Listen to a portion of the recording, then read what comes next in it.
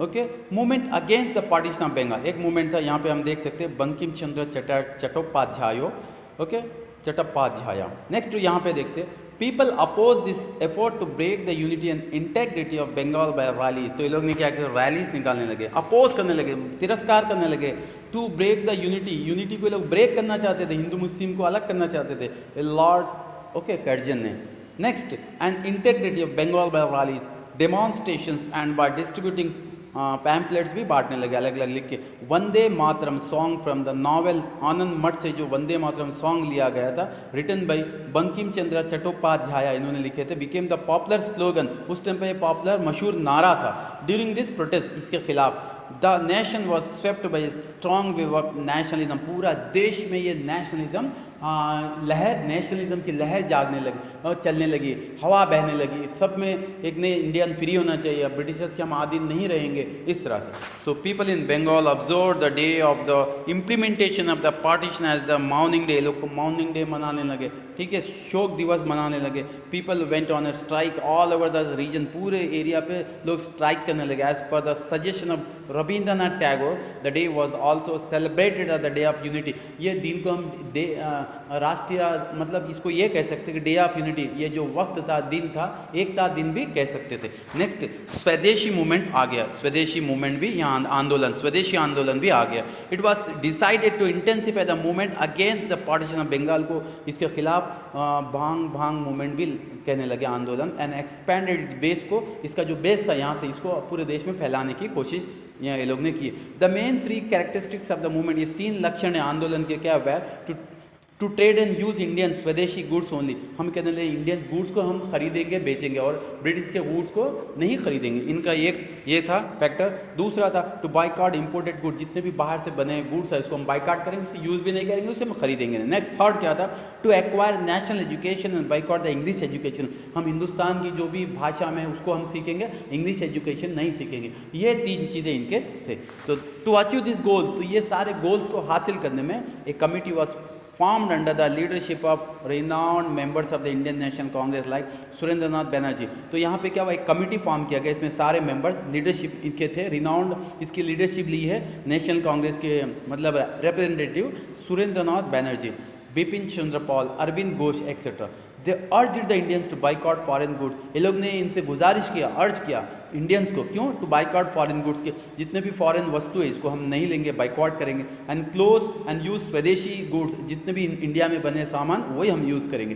Through articles, कैसा वो लोग ने अपने संदेश को कहाँ से दिया, आर्टिकल, न्यूज़पेपर में आर्टिकल्स वो लोग ने लिखते थे, प्रोसेशन, ओके, पब्लिक मीटिंग्स होती थी, एंड फोक सॉन्ग्स, ओके, जो गाने होते थे इस तरह के, जैसा गांव में गाया जाता है, इस तरह के जरिया पब्लिक को ये संदेश देने लगे। People were made to understand the importance of using swadeshi goods, factories were started to produce swadeshi goods, यहाँ पे फैक्ट्रीज आने लगे, स्वदेशी अपने आप हमने गुड्स पैदा करने लगे। The import of goods like textile, salt, shoes, sugar, cigarette, tobacco etcetera from England decrease drastically, धीरे धीरे क्या होने लगा, जो ये लोग यहाँ से इंपोर्ट करते थे बाहर से, जो इंडिया में आते थे, ये धीरे धीरे कम होने लगे। The swadeshi movement spread in other parts of India too, ये स्वदेशी मूवमेंट हिंदुस्तान के अलग अलग मुख्तलिफ जगहों पे, एरिया पे भी ये स्वदेशी मूवमेंट फैलने लगा। नेक्स्ट यहाँ पे देखते हैं नेशनल एजुकेशन, ठीक है, नेशनल एजुकेशन में देखते हैं द थर्ड फीचर, इसमें क्या लक्षण है, quality associated with the swadeshi movement के साथ जुड़ा है, और the boycott movement was the national education. Students took an active part in the बांग बांग मूवमेंट, जो विद्यार्थी थे, स्टूडेंट थे, ओके, ये छात्रा थे, ये सब भांग भांग मूवमेंट आंदोलन में लोग ज़्यादा से ज़्यादा हिस्सा लेने लगे। एज ए रिजल्ट, इसके कारण क्या रिजल्ट है, क्या नतीजा है, many punitive actions such as laying fine or expelling student from the school, colleges were taken by the government, क्या करने लगी, इसके कारण हिंदू जितने भी बच्चे थे, स्टूडेंट, जिनको यहाँ से कॉलेज स्कूल से निकालने लगे। This called for an optional arrangement of national school college for student in 1907 C25 national secondary schools and 300 national primary schools became functional, Bengal में चलते थे।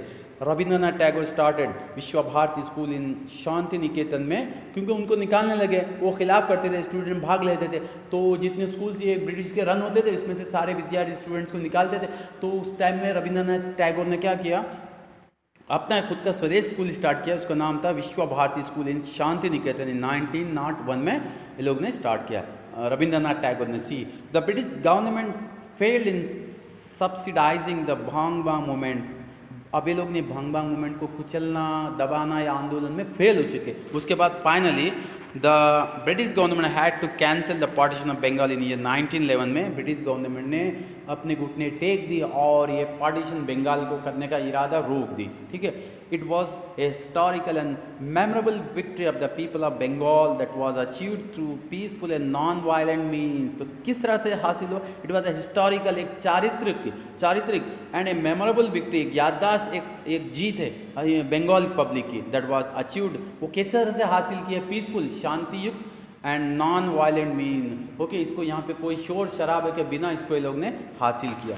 ठीक है, नेक्स्ट देखते राइज ऑफ एक्सट्रीमिस्ट। अभी एक्सट्रीमिस्ट का यहाँ पे हिंदुस्तान में जन्म हुए लेना उत्पन्न हुआ, स्टार्ट हुआ है। राइज ऑफ एक्सट्रीमिस्ट, ये भी एक लीडर्स है। ठीक है, एक दो तरह के यहाँ पे क्लास है हिंदुस्तान में जो फ्रीडम फाइटर्स में दो क्लास है, एक मॉडरेट कह सकते हैं, एक एक्सट्रीमिस्ट कहते हैं। मॉडरेट मतलब होता है पीसफुल, हम ब्रिटिश से पीसफुल लड़ेंगे, हम यहाँ पे कोई मतलब शांति से लड़ेंगे, अपने इरादे, इनका ऐसा था मॉडरेट्स का। और एक्सट्रीमिस्ट का था नहीं, हम यहाँ आंदोलन करेंगे, हम उद्रेक होंगे, हम कुछ नॉन वायलेंट तरीके से लड़ेंगे। तो इस तरह के एक क्लास में इंडियंस में, इंडियन नेशनलिस्ट में, इसको हम कहते हैं राइज ऑफ एक्सट्रीमिस्ट का जन्म हुआ है।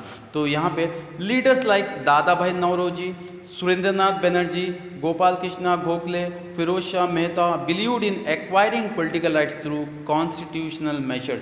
ये जो जितना भी मैंने नाम लिया है, इनका एक हम सोचे कि नहीं देश को आज़ाद करेंगे या हम ये जितने भी एक्टिविटीज़ करेंगे वो शांतियुक्त करेंगे। ठीक है, कॉन्स्टिट्यूशन मेजर्स में करेंगे, जितने इनकी कॉन्स्टिट्यूशन है ब्रिटिश की उसके साथ हम फाइट करके करेंगे, बल्कि नॉन वायलेंट तरीके से नहीं। लेकिन दूसरी क्लास जो है they were known as the moderates, इनको मॉडरेट्स कहते हैं, मॉडरेट्स कह सकते हैं। Since they had adopted a moderate attitude, स्वभाव इन्होंने अपनाया as the trend of the time, उस टाइम का एक दौर चलता था। Next, the moderates prepared a strong ground for the national awakening by uniting the educated middle class। जो पढ़े लिखे मध्य युग के लोग थे उनको यूनाइट, एकता में लाके इस तरह से करते थे। दे सोड the seeds of self rule, वो लोग ने क्या किया, उनमें एक बीज बोया, हम सेल्फ रूल करेंगे, हमारे देश पे हम ही राज करेंगे, दूसरे नहीं करेंगे। तो इस तरह का इक्वालिटी, समानता, democracy, freedom in the minds of Indian. The outcome of their work formed a group of Indian youth who were enthusiastic, awakened and confident। उसमें क्या हुआ, ऐसे ग्रुप में वो उनका जो काम था उसके वजह से फॉर्म्ड एक ग्रुप फॉर्म हुआ इंडियन यूथ, इंडियन के नौजवान, who were enthusiastic, वो तो बहुत मतलब enthusiastic थे अंदर से, और अवेकेंड, जाग चुके थे, कॉन्फिडेंट, उस पर विश्वास हुआ था। तो यहाँ पे हमने तस्वीरें भी देख सकते हैं आप स्क्रीन पे, दादा भाई नौरोजी है, सुरेंद्रनाथ बनर्जी, गोपाल कृष्णा गोखले। तो नेक्स्ट यहाँ पे मॉडरेट लीडर्स के बारे में मैं बताता हूँ। In contrast to the moderate ideology, इनकी जो आइडियोलॉजी थी, इनका जो आइडिया था ये थे। Okay, there was a group of this leaders, Lala Lajpat Rai from Punjab से, लाला लजपत राय, इनको लाल कहते थे।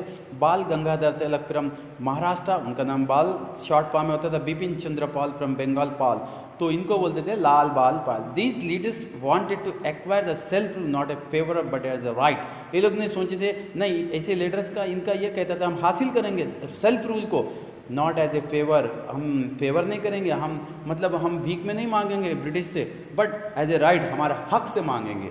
They followed the policy of aggression, वो लोग ने किस तरह की पॉलिसी अपनाई है इसको पाने के लिए, एग्रेशन, तनाव, एग्रेशन मतलब उसने क्रोधित, and revolution of hands were called extremist. तो सोचे नहीं हम वायलेंट भी करेंगे, हम हथियार भी उठाएंगे, हम सब कुछ करेंगे देश के लिए। तो इनकी ऐसी आइडियोलॉजी थी। ठीक है, तो नेक्स्ट यहाँ पे देखते हैं हम द एक्सट्रीमिस्ट, यहाँ पे लोकमान्य तिलक। तो यहाँ पे देखते हैं लोकमान्य तिलक का टाइम था 1856 से 1920। Bal Gangadhar Tilak popularly known as Lokmanya, इनको बोलते थे। Lokmanya Tilak was a prominent extremist leader, ये मशहूर एक्सट्रीमिस्ट क्लास जो थे वो उसके अंदर में ये मशहूर नेता थे। इनका नाम था एक्सट्रीमिस्ट लीडर, मतलब ये लोकमान्य तिलक ये मशहूर थे एक्सट्रीमिस्ट लीडर में। ही गेव द स्लोगन, इन्होंने क्या नारा दिया, swaraj is my bite both right and I shall have it. Okay, swaraj मेरा एक जन्म अधिकार है और इसको मैं पाके रहूँगा, इनका एक नारा। He started the celebration of Ganesh Chaturthi and Shivaji Jayanti. Okay, इन्होंने यहाँ पे महाराष्ट्र में क्या किया, इन्होंने ही स्टार्टेड द सेलिब्रेशन, त्यौहार बनाना गणेश चतुर्थी की एंड शिवाजी जयंती की। He started 2 newspaper namely Kesari in Marathi and Maratha in English में 2 पेपर इन्होंने एस्टैब्लिश किया। Its impact was not worthy. He played an important role in the home rule movement. इन्होंने होम रूल मूवमेंट जो था आंदोलन, ओके, होम रूल मूवमेंट ये 1916 में वो इन्होंने इसमें बहुत बड़ा रोल निभाया। तो नेक्स्ट देखते हैं स्टूडेंट, लाला लाजपत राय। तो लाला लाजपत राय, इनका पीरियड था 1856 से 1928। Lala Lajpat Rai became popular as, वो मशहूर हो गए किस अंदाज में, एज ए पंजाब केसरी इनको बोलते थे। यहाँ पे आप स्क्रीन पे देख सकते हैं। और शेर पंजाब में इनका लक़ब था, इनका टाइटल था। ही वॉज बैडली बीटन इन ए लाठी charge while protesting against the Simon commission. जब साइमन कमीशन हुआ था, साइमन गो बैक, तो ओके, वो कमीशन में इनको बहुत बुरी तरह पिटाई, मतलब पीटे गए थे। और जब ये आंदोलन करते थे, खिलाफ करते थे कमीशन के, and it became the reason of his death. इनके कारण इनका यहाँ पे डेथ हो गया, इनकी मौत भी हो गई। He quoted the government which attacks its own innocent subjects has no claim to be called as civilized government. उन्होंने कहा था कि ओके, ये तुम एक बारबरिक अच्छी गवर्नमेंट नहीं है। Bear in mind such a government can not survive for long. इन्हें कहे कि नहीं, वो लोग ने एक चौकन्ना कर दी, इस तरह की हुकूमत को लंबे रहने का कोई अधिकार नहीं है। I declare that the blows struck at me will be the last nail in the coffin of the British rule in India. तो इन्होंने कहा कि जो मुझे मारा है या ये इसके वजह से, लाठीचार्ज की वजह से ये इनका देहांत हो गया था, वो कहने लगा आई डिक्लेयर, मैं यहाँ पे डिक्लेयर करता हूँ दैट हिज ब्लो स्ट्रक, इन पे जो भी इन पे मुक्के लाठी लगी है, okay, me will be the last nail in the coffin of the, ये आखिरी किला है ब्रिटिश का, मतलब ब्रिटिश के कॉफिन, ब्रिटिश की जो मतलब भगाने का ये आखिरी वो है। नेक्स्ट यहाँ पे देखते हैं बिपिन चंद्रपाल 1858 से 1932। Bipin Chandrapal was one among the of Lal Balpal में वो भी एक थे, बिपिन लाल। इनिशियली ही came in contact with Brahmo Samaj से इन्होंने कांटेक्ट में आए, ठीक है। He started a weekly, now New India, उन्होंने एक वीकली पेपर था, वीकली पब्लिश होता है, इसका नाम था न्यू इंडिया, नया भारत के नाम से इन्होंने एस्टैब्लिश किया है, प्रकाशित किया। And A newspaper Vande Mataram भी इन्होंने स्टार्ट किया। The British government accuse him of provoking the youngster. तो इनकी निंदा की है ब्रिटिश गवर्नमेंट ने, नहीं तुम प्रोवोक करते हो, तुम ये लोग में यूथ इंडियंस को तुम भड़काते हो, इस तरह के इन पे इल्ज़ाम लगाया। The youngsters in violent activity, जो भी वायलेंट एक्टिविटीज़ में तुम्हारा हिस्सा है, न्यूज़पेपर में तुम प्रकाशित करते हो, आर्टिकल लिखते हो, इसके वजह से लोग भड़कते हैं, तो ऐसा करके इन पर यह इल्ज़ाम था।